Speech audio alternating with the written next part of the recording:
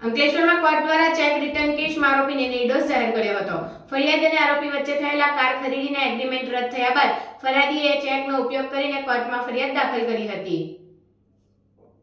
અંકલેશ્વરમાં કોર્ટ દ્વારા cheque return કેસમાં આરોપીને નિર્દોષ જાહેર કર્યો હતો। ફરિયાદ અને આરોપી વચ્ચે થયેલા કાર ખરીદીના એગ્રીમેન્ટ રદ થયા બાદ ફરિયાદીએ ચેકનો ઉપયોગ કરીને કોર્ટમાં ફરિયાદ દાખલ કરી હતી।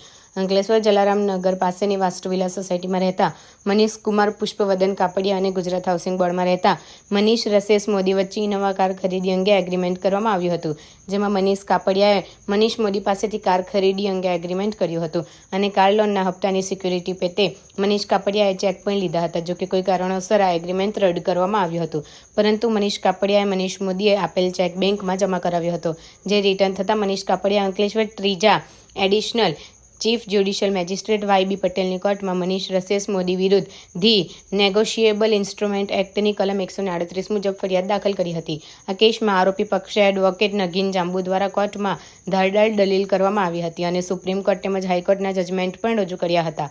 આ અંગે એક વાતચીતમાં એડવોકેટ નગીન જાંબુએ જણાવ્યું હતું કે કાર એગ્રીમેન્ટ રદ થયા બાદ તેમની વચ્ચે થયેલા તમામ કરાર રદ થઈ ગયા હતા અને કોર્ટે યોગ્ય પુરાવા અને દલીલોને માન્ય રાખીને આરોપી મનીષ રસેસ મોદીને નિર્દોષ જાહેર કર્યા હતા।